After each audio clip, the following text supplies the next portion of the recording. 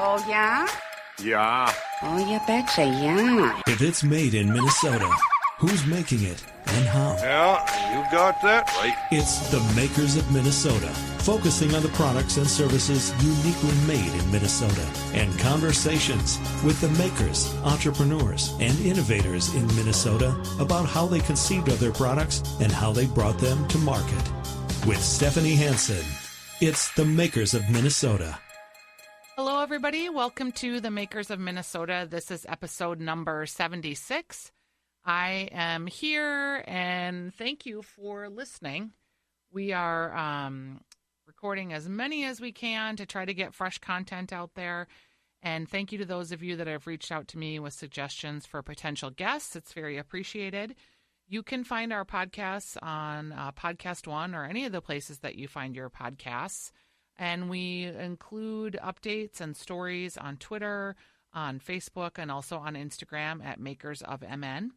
And we are always looking for maker stories. So if you meet someone and you think, wow, that's a really cool story, I'd love to hear more about that product or how they did it, please let us know. Today I'm here with Sue Kakuk, and she is the founder of Kakookies. And Kakookies, at first blush, Sue, kind of look like a whole grain bar. But it really is a cookie, and it's delicious. Well, thank you. Yes. Yeah. That's what's we've tried to differentiate ourselves. It started, the business started while my daughter was a collegiate cyclist. And I found out that they were stopping at fast food before their races. Yeah. And I didn't feel good about that. But and what time? When was this? Was this like? That was, now you got me. 10 years ago when I first started baking the cookies. And it was just a natural progression as a mom, sending your daughter off to college to send cookies. But I felt that there was a need to have healthier grab-and-go cookies. Mm-hmm. So that's kind of just how we started, or how I developed the cookie to begin with. And I also recognize that there's just something more about a cookie that is easier to maybe pass around and share. I don't know, there's something... You can maybe remember your cookie jar at Grandma's house or at your house. Like some familial piece to it. Because you're not going to, it's not that I haven't passed out my almonds, but, you're not like, here, do you want some of my nuts? Right. Or when you're on trail or whatever. Right. Or you can just grab those cookies. They're easy handheld treat. Mm-hmm. Some bars and brownies are a little bit more crumbly. And, so it was just that vision that was kid-friendly and... I felt that there was a way to make them healthier. So 10 years ago was before, I can only speak to the Twin Cities market, but before Whole Foods was here, we really didn't have a lot of organic options in the grocery stores. They were starting to come a little bit, but when you decided that you were going to turn these cookies into a business, were there other bars and things on the market that you were seeing that there was a hole that you could fill?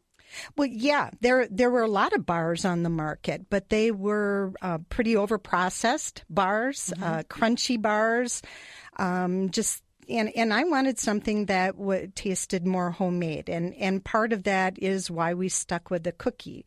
And again, just for that portability. So it was to be different in that respect. How hard was it to go from, it's one thing to make cookies in your kitchen, but it's another to, provide a shelf-stable product? And, were you making these at your house and then advance to a commercial kitchen, or how did you progress?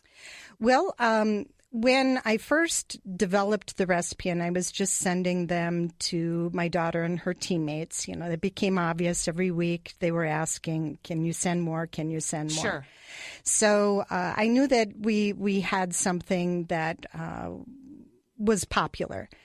Then after she graduated, we decided to host cycling teams. There's the local bike race, 5-day stage race, that is now called North Star Grand Prix. And so we hosted a lot of cyclists. And they were kind of our focus group, you might say. had a lot of fun creating recipes for them. And so when we decided to start the business, actually it was I was sending a lot of cookies away to a lot of the cyclists that we'd met. I was over 100 of them, and if they had a birthday or a podium win, I was sending them cookies. So my husband came home one day and he said, "Sue, you're spending a lot of money sending these cookies away in postage." Of course, I was doing it because it felt good, but he thought that we should start a business. And I said, "Well, okay, but I'm not going to do the baking. I don't like doing dishes, so we'll have to find somebody to contract to do the baking with." And that really kind of held us back in really starting the business, because most of the larger co-packers had really large volume requirements, and we're just a startup business. So I just started networking and found a friend of a friend was opening up a local bakery, or she was trying to open up her own bakery up in Becker, Minnesota. Mm-hmm. So we made an agreement. She was looking for some extra income, so she hand scooped our cookies, and we hand packaged them, hand labeled them. And I guess we started off just doing some events, baking up, 1,000 cookies at a time for an event. Yep. So that was kind of really how we started. How long does it take to package and label 1,000 cookies? Well, it was, there was maybe 3 or 4 of us. 4 hours. I was going to say that seems like a long time. It was, yeah. But, it was a good way to start off without really a huge investment. Yeah. It was really just our time and material cost. And did you just bootstrap the business along the way financially? Yes. Yeah. Yes. And a lot of people, that we talk to, they'll put things on credit cards, and going from their commercial or their homes to the commercial kitchen is a really big leap for them. You were able to just do that and keep going and moving it forward. When you got to the point where you were at some festivals and at some bike races, and now you really wanted to get shelf space in a store, how did you figure that out? Because you hadn't been in this business. No. Well, it kind of just came slowly, and part of that was by design. I am a little bit conservative, and I wanted to make sure that we were doing things right. That was from some of the events, we had people reach out to us, some small coffee shops, some local food co-ops, saying, "Hey, I saw your cookie at this event. We'd like to carry your product." And so that was really encouraging. The thought had been just to do events and have sell on our website, that kind of thing. So we slowly got into the grocery business.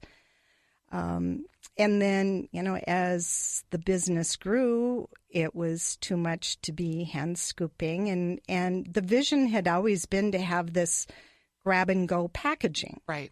And so our hand sealing, hand labeling, while it was a portable package, it didn't open very easily. And of course, it was time consuming to do it that way. So the next step was to find a co-packer. Right. And your product, you sell it online, and you also sell it all over the country. Yes. At this point, as you've been expanding, do you sell more on your website or more in stores?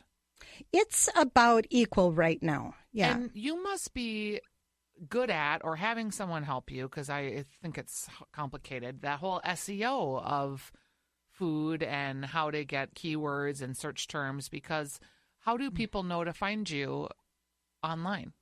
Well, that's kind of funny, because when we first started the business, I was thinking, we'll just kind of skip the whole retail grocery end of it and just sell online. Well, it was kind of an eye opener.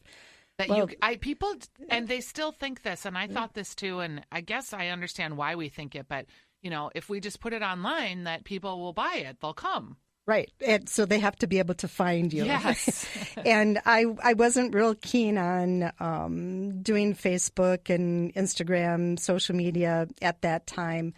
But, it was just kind of a learning experience of these things that you need to do to be able to be found.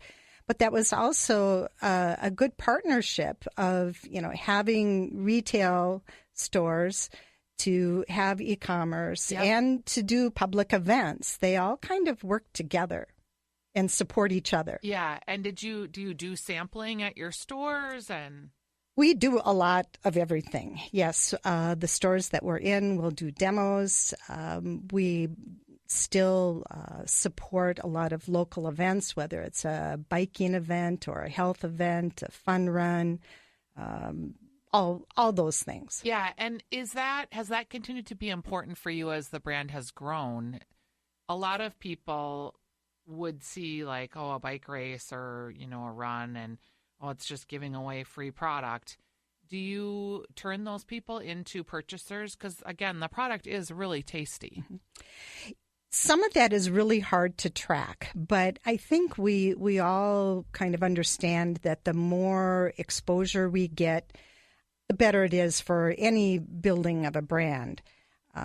We don't particularly go out of our way to be doing lots, to be traveling the country to do things, but, it has to kind of fit our lifestyle, what our cookie represents, better eating, active lifestyles.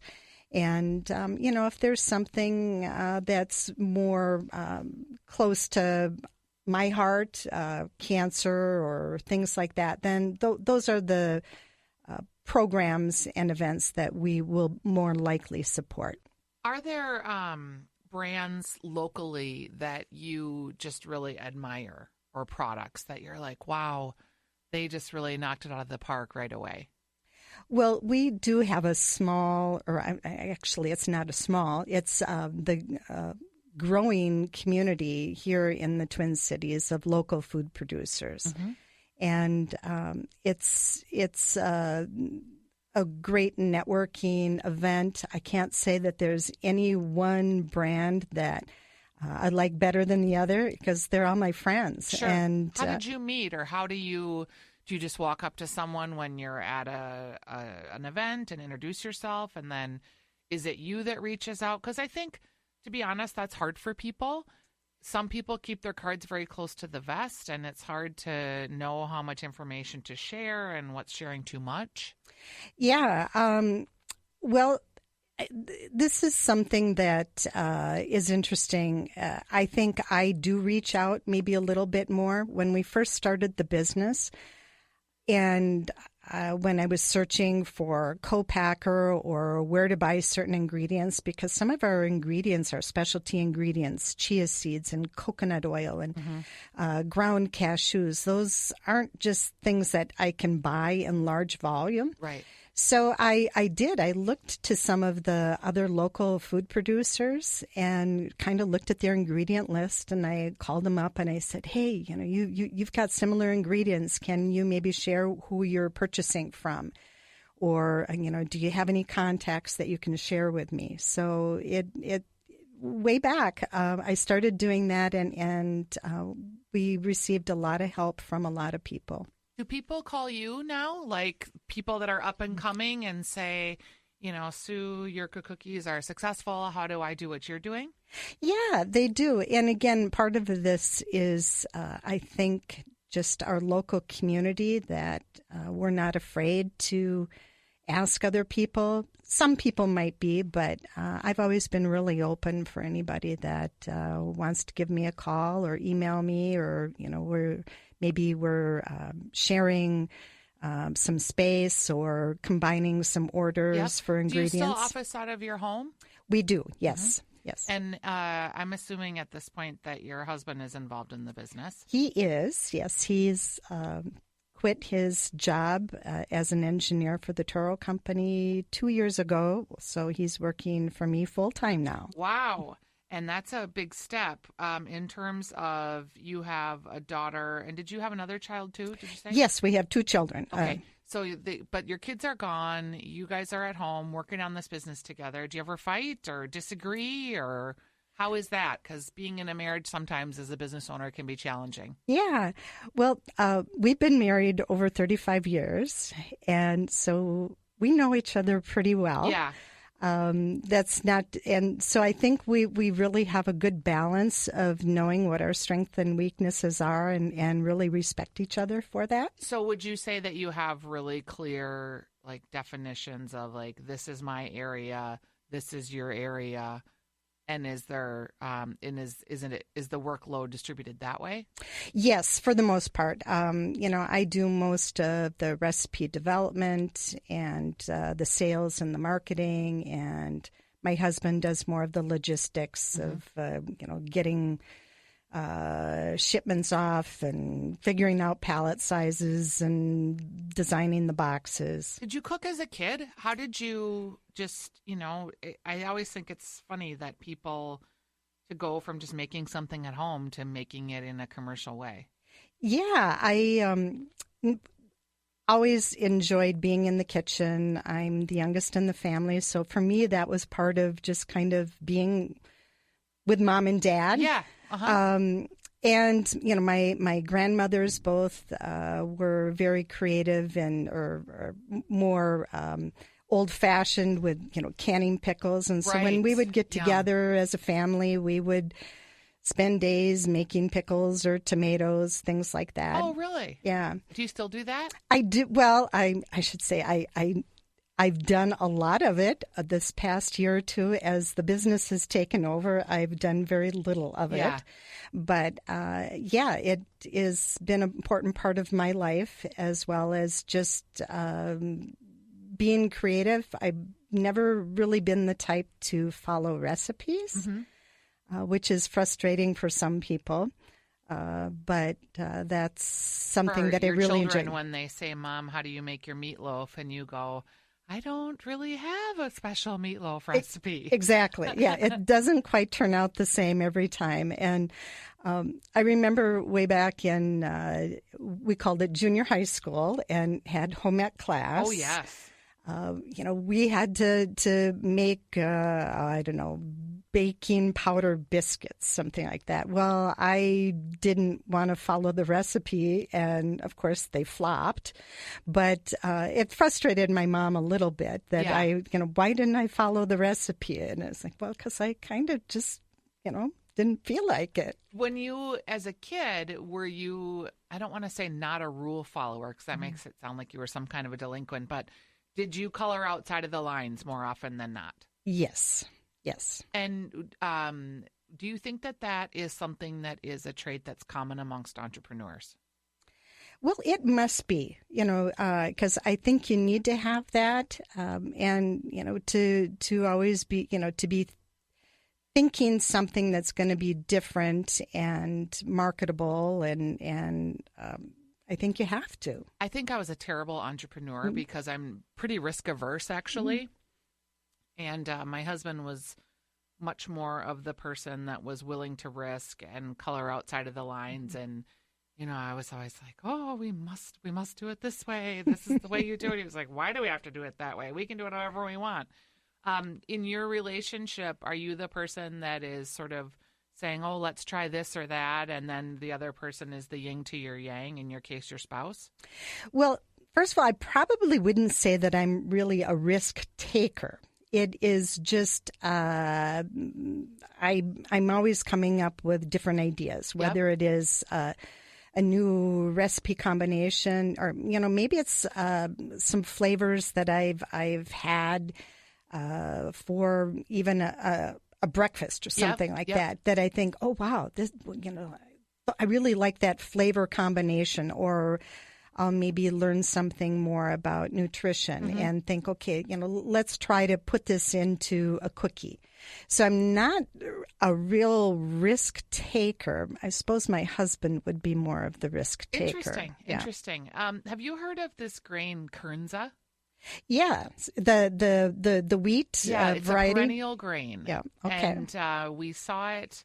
I first saw it at the Minnesota State Fair last summer. They were making a donut, kind of cream-filled donut with it, and then I think I saw, someone's making vodka with it, I think. Okay. Distilling with it. So I'd be curious to see if something, there's some alternative grains, I think, coming down the pike, and I can see you as being the kind of person to experiment with them. Well, I do have a lot of those things going on. Unfortunately, right now, a lot of it does come down to availability and cost. Yeah, because they're more expensive typically, right? More expensive, or just, having a consistent supply. That's something that I never thought that we would really, that would be something that would get in the way of some of the product development. But as a small business, it certainly is. Yep. For example, one of our flavors, the cashew blondie, we use ground cashews. Mm-hmm. Well, ground cashews are very difficult to purchase. You can buy cashews, yep, but, like the minimum order for a ground cashew is 5,000 pounds. Well, when we first started, we only needed 200 pounds. We were able to work with another local food producer that actually ground the cashews for us. Uh-huh. The cashew blondie happens to be one of our most popular cookies. And right. So moving forward with the other ingredients, I'm always looking at that. Okay, where's it coming from? Are we going to have availability issues? Right. 2 of our cookies use vanilla. Pure vanilla. Yep. Well, there was the vanilla shortage. The vanilla shortage, yes. So last year, it was at the beginning of the year, the price of vanilla was $40 or $60 a gallon. It is now $300 a gallon. So it isn't just a price issue. It was just, we couldn't even order pure vanilla. And so those are big considerations now, unfortunately, in bringing in a lot of these new specialty ingredients. Why did vanilla get so expensive? Was there a crop failure? I remember reading about it, but I don't remember why. Yes, it was was it hurricanes or the... something. Mm-hmm. in Madagascar. Yeah, okay. It just totally damaged the crop. And I don't know how long it takes for a vanilla bean to come to maturity, but I would guess it's maybe a couple of years before we'll see some relief from that. I believe so, yes. In terms of marketing for the products, how do you market them? Oh, well, I suppose we don't have a big marketing budget, so it is pretty much through social media at this time, and our events. So the events that we do are part of our marketing source. And do you have someone that you hire to do the social media? Do you do it for yourselves? Our daughter is primarily involved. Yeah, she's our marketing director, so she's taken over the social media and the website, and which is really fortunate for us to have somebody that understands the millennial and a different perspective. How old's your daughter? She's 29. Oh, so she's kind of right in the sweet spot there. Yes. Do you think about brand voice, and do you and her talk about that, or does she just have it and know it? She pretty much knows it, but we do have plenty of discussions. There are things, like I say, way early on, I said, I'm not doing Facebook. And she just kind of let me not do Facebook. And finally she says, Mom, we have to do Facebook. Yeah. So there are things that I think are really, really beneficial to have the different opinions, and that we respect each other and understand what needs to get done. What was it about Facebook that didn't appeal to you? Oh, I don't know. It was, just that you'd have to one more thing. Well, it was, 10, 15 years ago when Facebook first came out. Yeah. I just didn't think that was maybe an appropriate thing for a lifestyle brand. Yeah. Well, not so much for lifestyle brand, but I just didn't think it was appropriate for kids in general to be spending their time on Facebook. So it was just kind of not very outdoorsy. Yeah. More tech and right. I thought the light rail was going to be a complete disaster. So I understand how these thoughts enter our heads. And then you're like, oh, wow, this light rail thing, that's really working pretty good. Yeah, I know. And so that was just kind of one of those things at the time. And we've been very fortunate to have that to help us grow our brand. Do you remember making like a big mistake and just laying in bed and thinking, oh my gosh, I screwed that up so bad? And what was it? I don't know that we've really had mistakes per se, but there have been a few things where maybe we had trusted other people advice-wise. Sure. And, again, it wasn't major mistakes, but just thinking that maybe one of our suppliers should know more about their products, the product than us, and just kind of trusted them, and we should have maybe taken a little bit more control or learning more about it. What do you do for fun? Or how often do you work? Are you working like 18 hours a day? And yes, we're working quite a bit, but both my husband and I are outdoor enthusiasts. Uh-huh. We both like whitewater kayaking and canoeing. I love gardening. Obviously, I love cooking and just, hosting social gatherings with our family and friends. So is your business in some ways, I don't want to say seasonal, but like in the wintertime, do you hunker down and work a lot? And then in the spring and the summer, free yourselves up a little bit to do some of those outdoor activities? No, that hasn't happened yet. We're still pretty full time. Right. Just what do you do every day? What is your structure of your day? What are you spending the most of the time doing?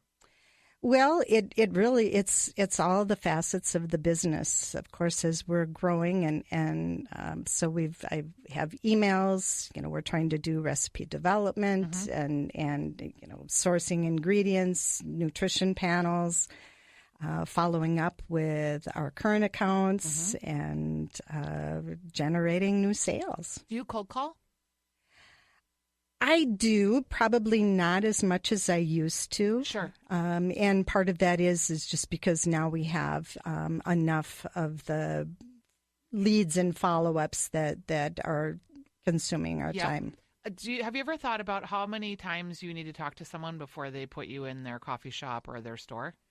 I've thought about that a lot, and there are a few accounts that I've really have tried pretty hard to get into and haven't gotten anywhere, and sometimes I give up, and then somebody just like you're suggesting says, you got to keep on it, and sometimes it's really hard because I don't want to be the kind of person that puts a bad impression because I am bothering them. You're too on persistent. The other hand, but I know sometimes that's what it takes.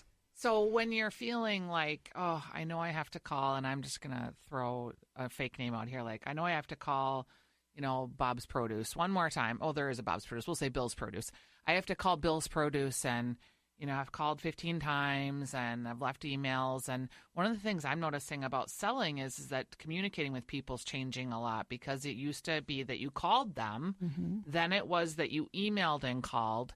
Now, people really don't even listen to their voicemail. So I can leave a great voicemail, but it's not moving my sale any further.